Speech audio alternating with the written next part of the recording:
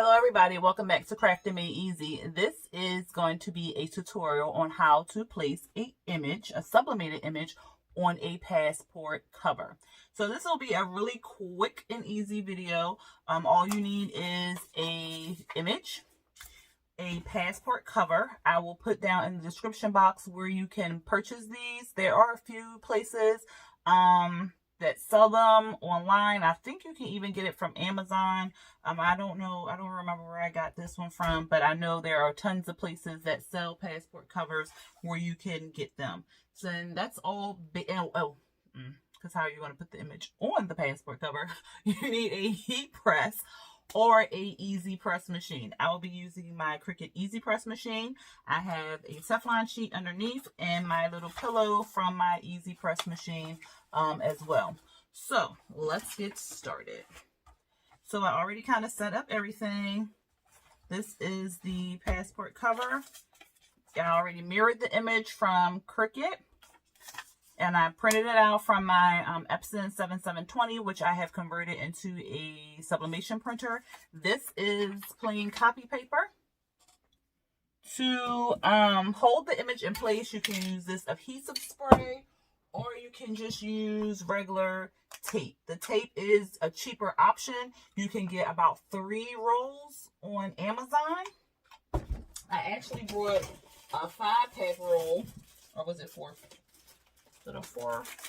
No, it's a 5-pack. A 5-pack roll. It has the big one, the small one, and then this one would be the medium one, and then 3 smaller versions. And I think I paid $8.99 for 5 rolls or something like that. So it's very inexpensive. The adhesive spray I think I got from Heat Press Nation, and that was a little pricey. It was about $20. So if you're on a budget, I would just stick to the heat transfer tape and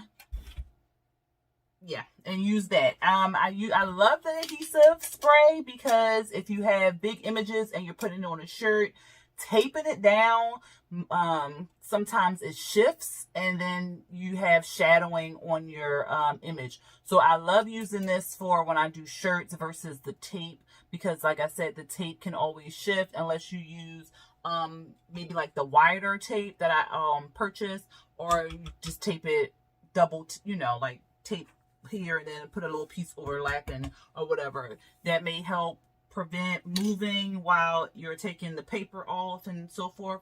But if you can, it costs like a shirt if you sell them. So if you can, try to purchase this, because it will, your nerve, look, you will be less stressed if you purchase this.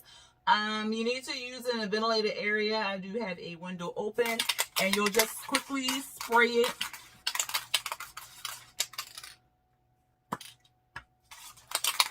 Just spray it real quick. And you don't even, you don't coat it. You just, and then that's it. One quick line or something. That's it. If you can see where it's glossy, I don't know if you can see it, but it's just one quick line. And then you kind of just lay your image in the middle.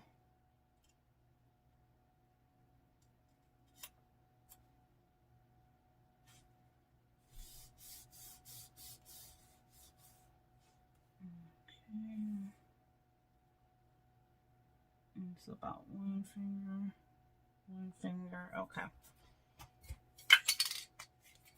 And it just smells like adhesive glue. So if you use adhesive glue any other time, that's what it smells like. If you're using the tape, you would just easily, you just tape here, and then you can tape here, here, here. But you don't have to tape if you're using the adhesive. I'm just showing how to place the tape. So you do, if you have the adhesive spray, you do not have to use the tape, because the adhesive spray keeps it in place. I probably can't get I'll just get the tape off later. I was just showing how you could tape it if you wanted to tape it. But I use the adhesive spray, so I'm not going to tape the rest of it. But if you are using the tape, make sure you tape here, around here, here, there so your image does not shift or move when you're removing the heat press or the paper, because sometimes the copy paper, parchment paper, butcher paper will move, and if your image is not taped down properly, it will move your image, and then you will have shadowing. So like I said, mine's is kind of taped down in the middle, so it will not move. It's not coming off of the thing, so I will just put the copy paper on top of there. That would have been really embarrassing if it did move, so I'm glad I sprayed it correctly. So I looked online for how much to put the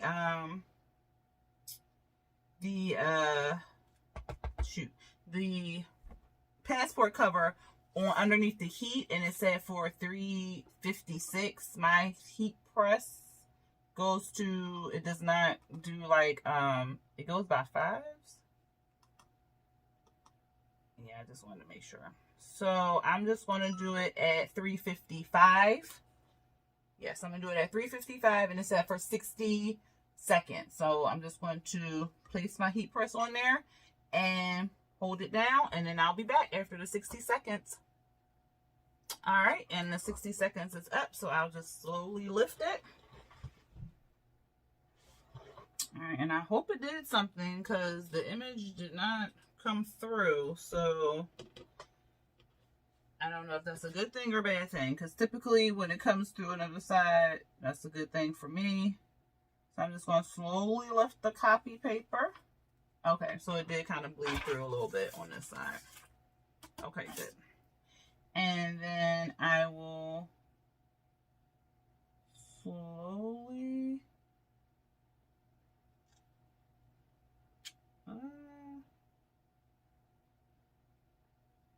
okay, I think I'm going to just lay that back down. Hopefully I lined it up right. Because for some reason, this girl right here, she didn't really come out all that well. Alright. I'm going to show y'all. I don't want to lift it up too much, because then it'll just...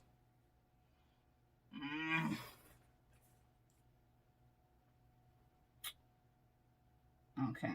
So I'm going to show you what it looks like right now, and then I will probably try to press it again, but it'll probably be a little off but that's what it looks like.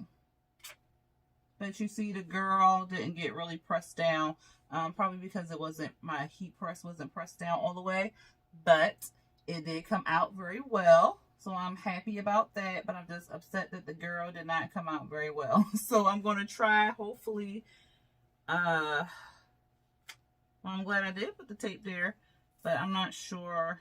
It might not be lined up right.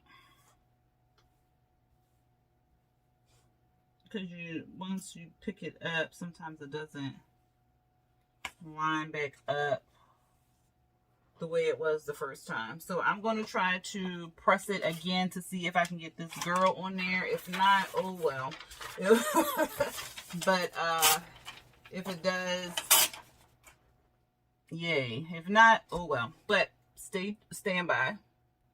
Okay, so we are back after another 60 seconds, and I kind of pressed more on that side, so hopefully it came out well. All right, so I'm going to carefully pick it up.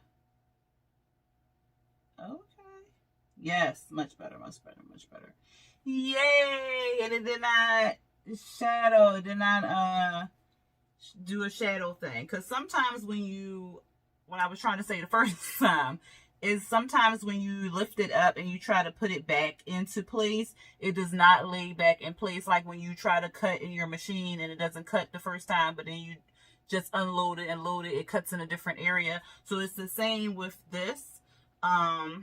So luckily, because I was trying to show how to place the tape, I had the tape there, and it held the picture in place for me. So now you see everything. So now, and it still looks like it has a lot of color in the paper. That's so wild. And this is regular copy paper. Regular copy paper. So, yes. So there it is. That is the finished image. And as you can see, it is nicely bright. This is, again, a sublimation coated passport cover. So you cannot just buy a regular passport cover that is white and sublimate on it. Unless you use the spray. Check out my video on the spray.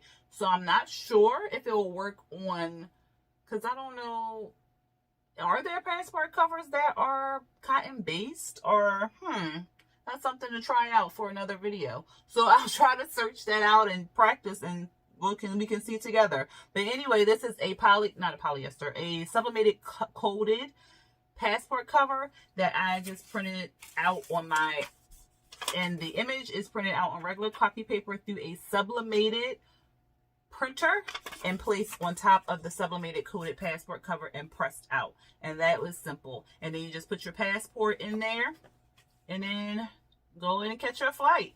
All right, that is the end of this video. If you like this video, please hit the thumbs up button. And if you are interested in more videos, hit the subscribe button as well as the notification bell. And if you know any craft friends or any friends out there that may be interested in watching this video, go ahead and share it with them as well. All right, y'all, until next time, peace.